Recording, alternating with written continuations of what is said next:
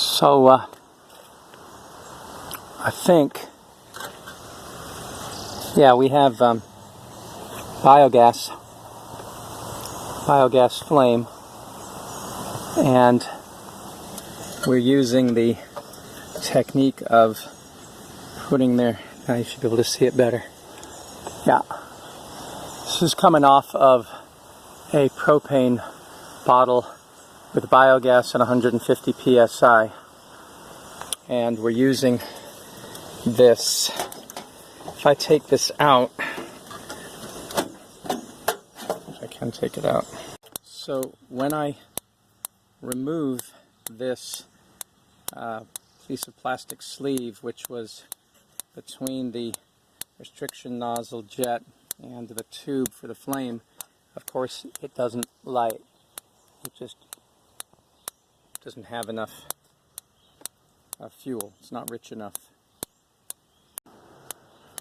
So when I have that tube in there, then I get the right ratio, and it appears it's really hard to see when the sun is so bright, but I think, let's go, my son. Yes, alright, we have a flame, and so the refrigerator is on using the biogas that was compressed into the cylinder, and you can just see the blueness of the flame. So that's a good thing, and that's because we put this tube to make it more rich rather than lean.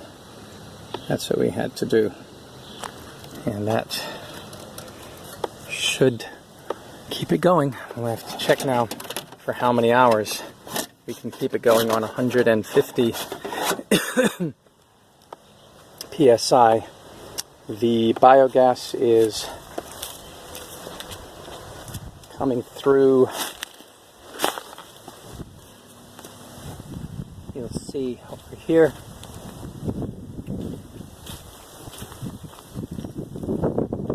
This is the tank that we put 150 psi of biogas into, compressing with a refrigerator compressor, and it's running the refrigerator with that modification.